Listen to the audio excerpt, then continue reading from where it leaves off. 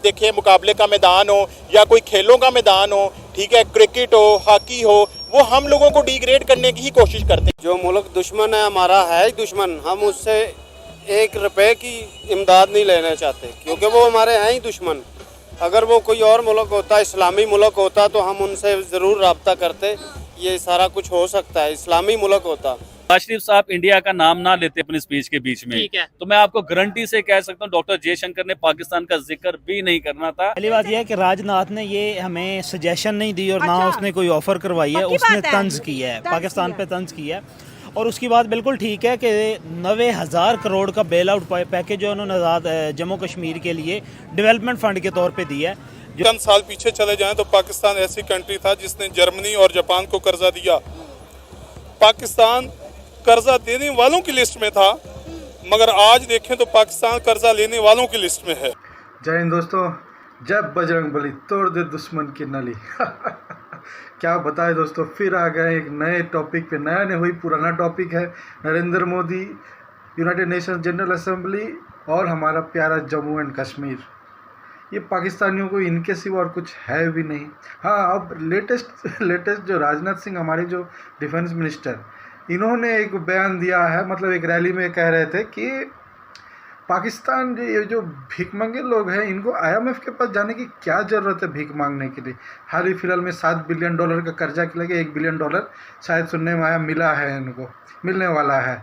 तो राजनाथ सिंह जी कहते हैं कि भाई साहब, अगर तुम्हारे ताल्लुकात हमारे से अच्छे होते, तुम अगर अच्छे शिष्टाचार वाले पड़ोसी बने रहते, अगर अच्छे बात सुनने वाले बेटे रहते, तो हम ही तुमको पैसा दे देते, पॉकेट मनी।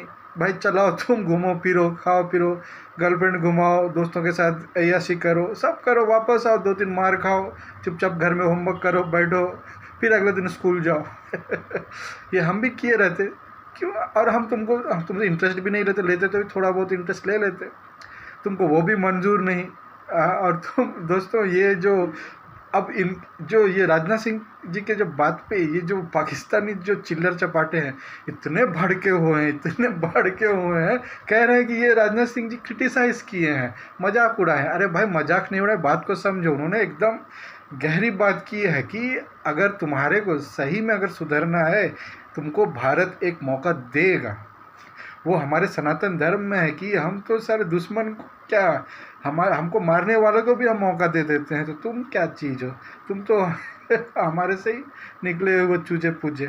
चलो दोस्तों, आप थोड़ा रिएक्शन देखिए इनका, मज़े लीजिए और प्लीज़ भाई को सपोर्ट कीजिएगा। चैनल नया है, ग्रो करना चाहते हैं तो लाइक कीजिए, शेयर कीजिए, सब्सक्राइब कीजिए और बने रहिए वीडियो में।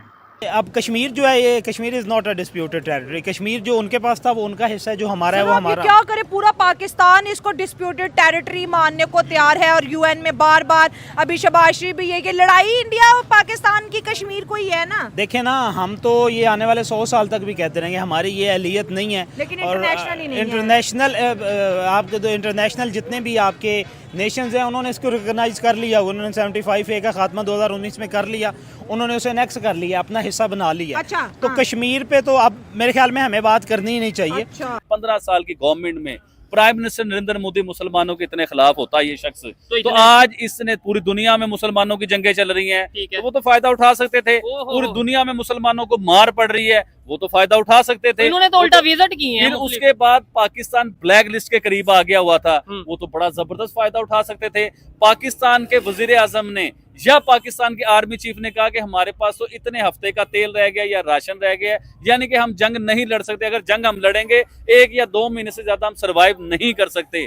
तो जब भी हिंदुस्तान के प्राइम मिनिस्टर ने पाकिस्तान पे कब्जा या झगड़ा या जंग करने की कोशिश नहीं की, जो मुल्क दुश्मन है उसकी हिमायत छोड़ के उसकी तरफ से आने वाली हवा भी हमारे लिए खतरा है।